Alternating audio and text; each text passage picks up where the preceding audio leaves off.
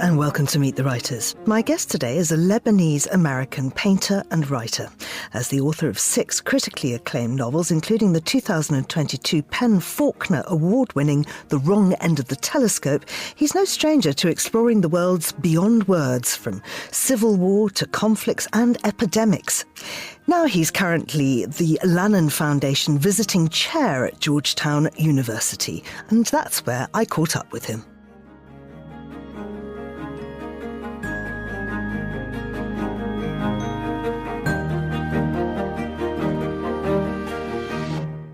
Rabih Alameddine, welcome to Meet the Writers. Well, thank you. Thank you so much. Thank you for having me.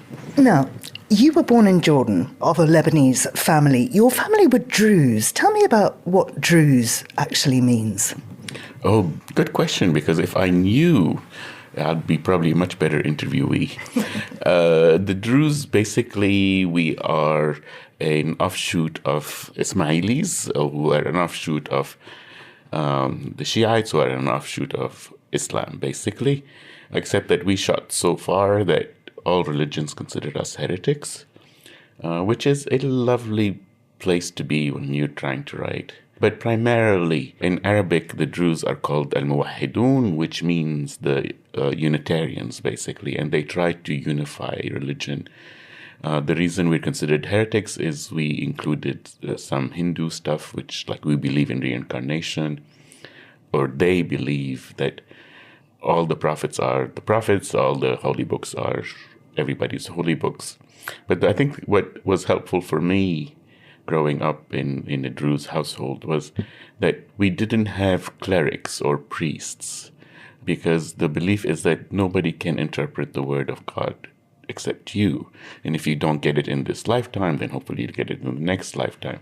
And they never try to indoctrinate children, because it is assumed that you cannot understand the word of God until you are mature, which is around the age of 40.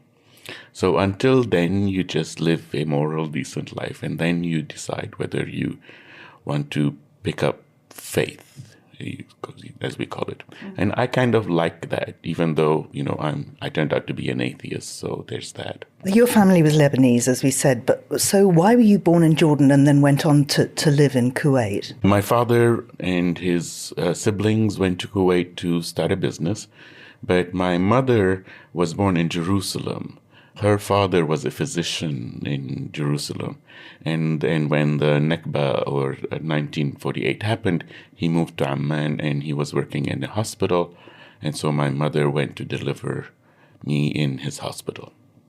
And then you went back to Lebanon. Tell me about growing up in Lebanon. Did you feel very influenced by Arab culture, or was there a strong Western theme coming through? For me, it was I had a strong Western. It's like my values were always more Western, and I poo-pooed most of the Arab stuff. I think primarily that was during my teenage years. Like, I couldn't stand Arabic singers. I was in love with David Bowie, like just totally enamored with him, and Peter Gabriel in Genesis. I loved the makeup, I loved the singing and everything, and I thought everything Arabic was sort of beneath me.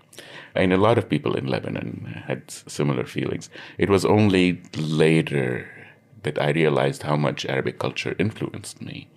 Unconsciously, I guess. 1975, the Civil War. Tell me how that affected you. I had to move to England. It was obviously traumatic. Most Lebanese of my generation, whether they stayed or left, were informed or actually traumatized by the war. But for me, it was, I moved to England to get my O-levels and A-levels. I left my parents. I first left my parents when I was 10. I was sent from Kuwait, where they were, to Lebanon to live with my aunt for a better education. And then in 75, I was sent out again. So I was on my own at a very early age.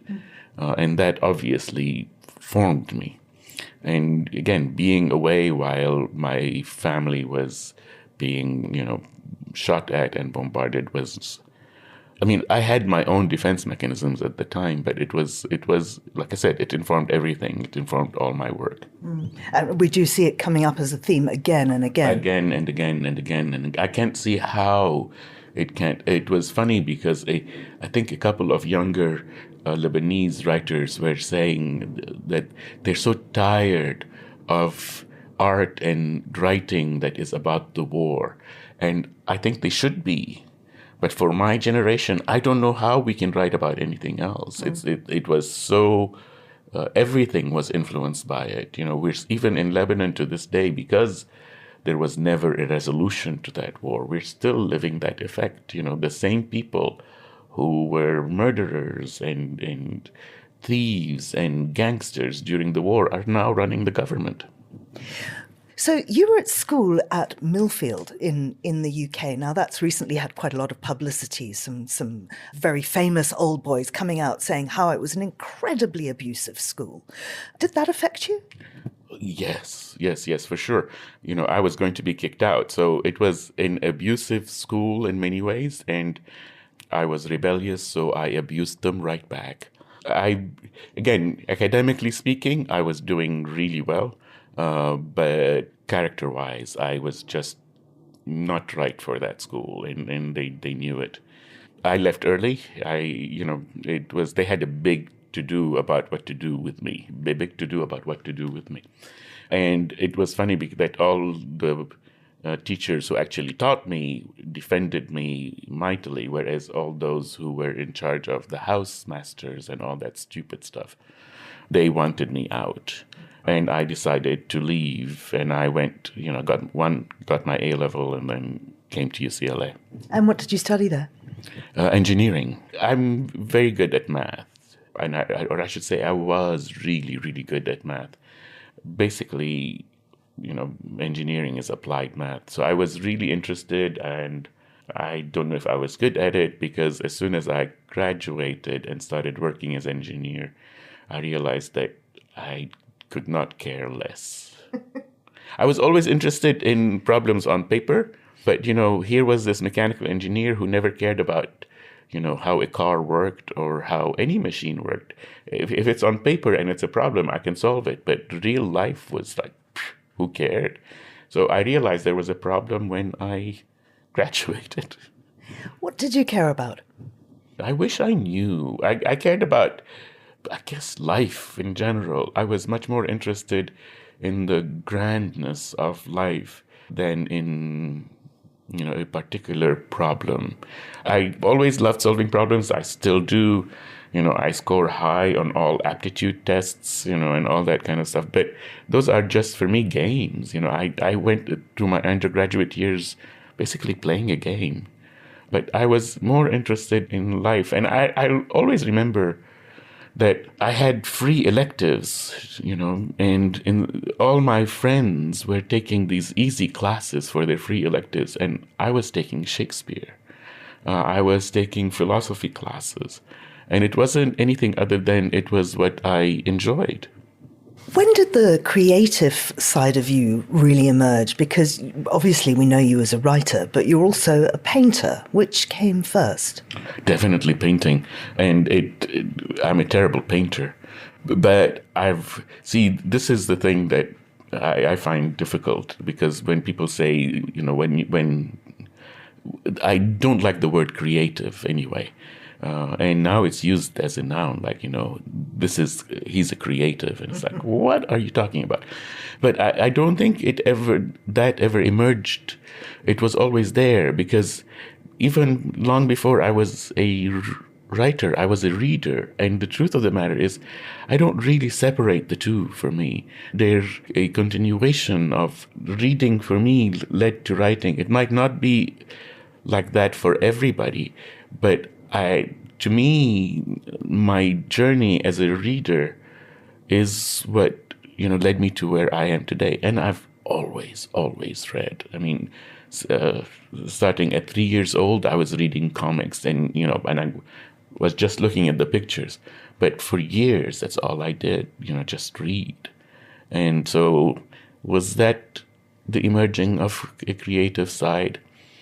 I don't know. Again, I don't separate again, I don't think there's a side. I'm trying to make sense of how we use this language of, someone is being creative while another is not. And I'm not sure I can. Your first book was Kool-Aids. Tell me how that came about. Kool-Aids.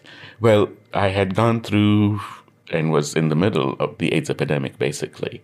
And we'd gone through the Civil War. And I wasn't reading any books or novels on AIDS that I felt were true. There was always this sort of nostalgia of how it used to be before AIDS, and everybody who died was dying gently. And I felt like all the memoirs and novels that were coming out at the time were sort of begging the dominant culture to see us as human. It's like, look, we suffered like you do. We bleed like you do. And I hated that. So for me, those were really angry years. And I wanted a book that reflected that. And I sat down and wrote. You've said previously that writing for you is a form of revenge, and that book in particular was a kind of, I'll show you. Mm-hmm. Definitely. I still think when I talk to writing students and, like, how do you finish a book? Think of revenge on someone. That'll get you motivated. At the time, I was dumped by, a man that I was, sort of in love with. And he was a high-level executive, whereas I was a nobody who was successful at painting. And, so he wanted to do, like he said, something creative, which is probably why I hate that term. So he started writing this book, and my book was sort of in response. Like, you think, you can be creative, let me show you how it's done. And I've always thought that the best thing that I ever did during that time was that I wrote a whole book with him not in it at all, just completely ignoring him. It's the little things in life that get me. How much impact did that first book have? It was important.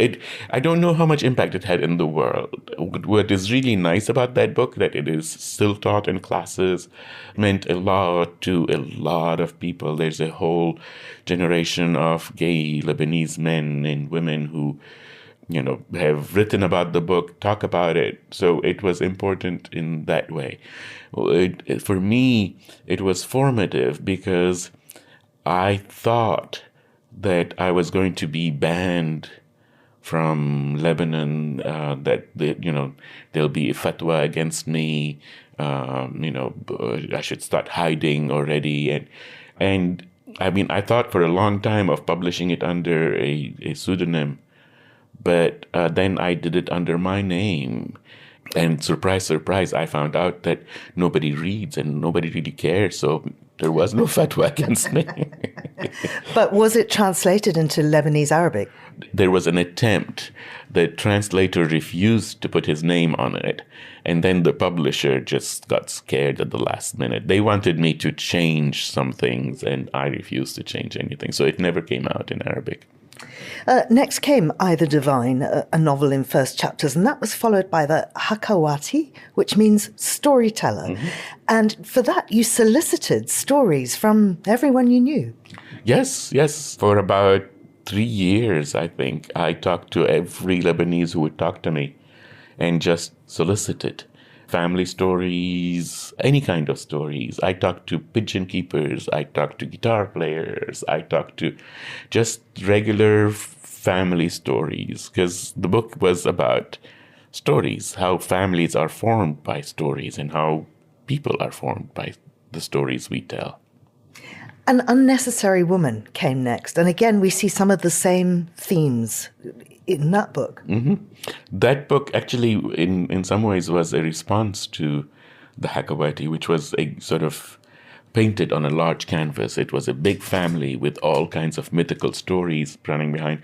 Whereas Unnecessary Woman was the story of a woman, basically 3 days in the life of a 72-year-old woman who has withdrawn from society. And I mean, the same themes go throughout my books. I mean, this is, Marguerite Yourcenar once said that most writers have 1 or 2 books in them and they keep repeating them over and over and over again. And I agree. I mean, they're different books, but at the same time, they're the same book. I think we all write the same book over and over and over. By then, were you teaching in universities? No, I never taught. I never took a writing class. I never took a painting class. I never considered teaching. I started teaching when the financial collapse happened in Lebanon and I needed a job. I started teaching for health insurance. And I wonder if that has negatively impacted your writing in any way, or indeed impacted it positively. We'll find out, because I published my last book before I started teaching. So we have one coming up. I think it's that I write at a slower pace now, but I'm not sure. I can tell you that the book that I'm writing, I'm really enjoying. So maybe it's not affecting, but we'll find out. It might turn out to be, a disaster. And I think it's great. And so then we'll say, yes, it did affect, but I can't tell. In 2016, The Angel of History came out. Tell us about that one. Sometimes I think that's my favorite book. It was, at the time, again, I was sort of 20 years after I wrote Kool-Aids. I started getting angry again, and I couldn't figure out why I was angry. And I was just seeing old friends, knowing full well that they weren't there, knowing that they died, but I kept seeing them. And then, you just close my eyes and open them, and it'll be a different person. And I was yelling at friends, and I realized that I was blaming people for forgetting what happened to us. And then it took me a while to realize that I was blaming me for moving on, that all my friends and people that I adored had died. And somewhere, it was specifically in 1996, I started thinking that I couldn't go on like this, that if I needed to live in this world, I had to shut off the grief and what happened. And it was successful. I actually started writing Kool-Aids when I made that decision. But a conscious decision, and I keep repeating, it was really helpful. I needed to get on with my life. But then life has a way of, sucker punching you. And 20 years later, I realized that I had not grieved, and I had forgotten them, and I'd put it aside. And so all of a sudden, I started writing this book about what happened.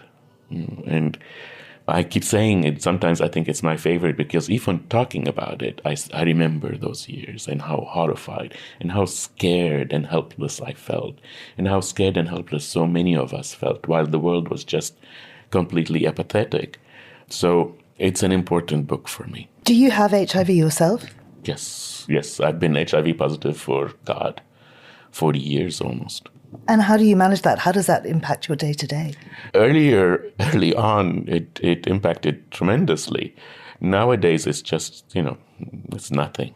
But in the early days, and it was one of the reasons I started painting, and one of the reasons I was able to finish a book, because I kept thinking that I was going to die just in a couple of years. And I didn't. Damn it. I wrote an essay about it, about those years. But one of the things that was surprising was the first thing, when I got tested, I started going out and buying cashmere sweaters. Because I thought, if I'm going to die, I'm going to die in lovely cashmere sweaters, and I wasn't going to pay them back anyway, So they were all on my credit cards, and then I didn't die, and all of a sudden I find myself in credit card debt. All because I bought cashmere sweaters.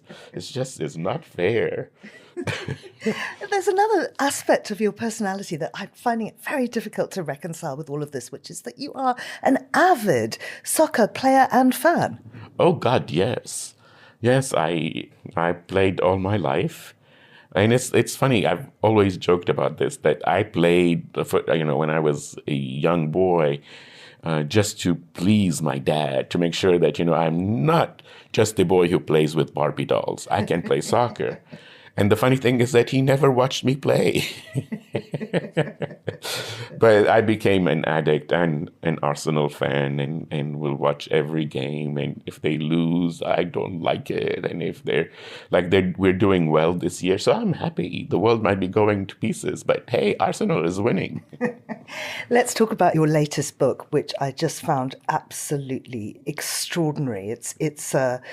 It's called The Wrong End of the Telescope. It won the Faulkner Award for Fiction in 2022. It's about an Arab-American trans physician's experience amongst Syrian refugees in Greece. And it has a wonderful kind of premise, which is, well, you should tell us. It's about who's writing the book. Yes, that's. I've always been interested in that. But I've talked about this often. The trouble for me is that most people or a lot of critics say that I'm an experimental or that I'm doing this to, try a different way. But the truth is, in the end, I might end up being an experimental writer. But I always start a novel and then try to figure out solutions to the problem. So I started this novel trying to write about my experiences with Syrian refugees, whether it was in Lebanon or in Lesbos, and what happened to the refugees. And as usual with me, I wanted to write about what happened to me. Unfortunately or fortunately, I ended up not being able to write anything. Everything I wrote was shit. And it was primarily because I couldn't pull myself away to see what was going on. So I was writing this other story with the character Mina, a trans woman, was the protagonist. And I don't know how, but all of a sudden, she moved from this finished short story and moved into the novel. And all of a sudden, everything fell into place. The trouble was because she had the right distance. And I'm weird, but I'm not crazy enough to actually think that she's separate from me. But she is separate from me. So that gave me the ability to have the right distance. The trouble was that I also wanted to write about my experience, what happened to me. And what the reason she has the right distance is because what happened to me did not happen to her. So all of a sudden, while I'm writing, I realized that I, or a character that is similar to me, has to be in the novel. So all of a sudden, this writer character was created, and she started talking to him. So it might seem like a device, but it's actually an organic development of trying to figure out how to solve this problem. Mina is trans, as is Emma. Emma doesn't like drag queens or cross-dressers. She feels that their existence belittles who she was. And I'm really interested in that and your relationship to the trans community. It's funny. I mean, let's start with when one writes about a minority, whether it's an Arab in the West or a gay man or a trans woman or whatever, we tend to assign that person as a representative of the entire minority. So if I was writing about Mina and kept her as the only trans character in the book, almost everything she does becomes for readers a representation of all trans people. So I was really interested in having two trans women and friends who are somewhat opposites. So whereas, Mina was happily married, I wanted her opposite to be interested in having sex with every man there is. Stuff like that. So it was the fact There are a lot of trans women who think that drag and cross-dressing, they see it as, yes, it belittles who they are. For them, they feel that they have no choice. And they see that drag women or drag men, or just men in drag, they see it as that they're, having a joke at their expense in some ways. And obviously, a lot of trans women don't see it that way. They actually are more inclusive. But I just wanted separation a little bit. We don't have a lot of time left, but I really want the listeners to have a sense of the fact that this book has humor in it. It has compassion in it. You have a wonderful gay couple who are way too butch. They have to be taught to be more Beyonce to get their asylum claim approved. You have somebody living in a refugee living in a tent whose tent is covered in sequins. Yes, and actually those are all true stories. A lot of the book is fiction, but I've always been surprised as to how much real life is more fantastical than anything I can imagine. And the gay couple who were denied asylum at first because they were too butch, nobody believed that they were together, that they had to camp it up a little bit so that people would believe that they're gay. And that woman was a delight. She did a pantry and studied it. There was not a single little spot that was not covered in sequins. She was delightful. Just to end, you are Lebanese, you live here in America, you have this wonderful place here now at Georgetown University. Just tell us about your role here. I am the chair, or I am the visiting chair of the Lannan Center for Poetics and Social Practice. It's a great position. It's a lovely job. I call it a cushy job, and I'm happy to have it. But you are, to all intents and purposes, now American. You've assimilated in lots of ways. And you write in the book about refugees who would try to become American, become one with the people who would rather see your family dead. Either you're with us or you're with the terrorists. Such a powerful line. Where are you in that? I am definitely not an American, even though I have an American passport, and I am definitely an American. I am Lebanese and I am not Lebanese. I know that for sure I am not hyphenated. I am not a Lebanese American. I'm, both Lebanese and American, and I'm also not either. I know this is confusing, but I was born confused. It's the way that it is. There are many things that I love about this country, but there are also many things that I don't. And primarily, it's about inclusion and exclusion, whether for both those of us who are living here and for those of us who are living outside. And this country, a lot of Western Europe, like the world, really, has a lot of issues as to who is a citizen and who isn't. I don't do well in groups, any group. I think the only group that I ever thought was my soccer team. Other than that, I find it really difficult. I was kicked out of a writing group. The minute I joined it, I had a reading group once. They asked me to join, and they'd been together for 16 years. Within 3 months of my joining, they disbanded. I'm just terrible for groups. But you are a singular, individual, wonderful writer. Rabih Alameddine, thank you so much for talking to me. Thank you so much for listening to me. I'm amazed that anybody still wants to. Rabih Alameddine, many thanks. The Wrong End of the Telescope by Rabih Alameddine is out now. You've been listening to Meet the Writers, thanks to the production team of Steph Chungu and Lily Austin. And you can download this show and previous episodes from our website, Apple Podcasts, or wherever you get your audio. I'm Georgina Godwin. Thank you for listening.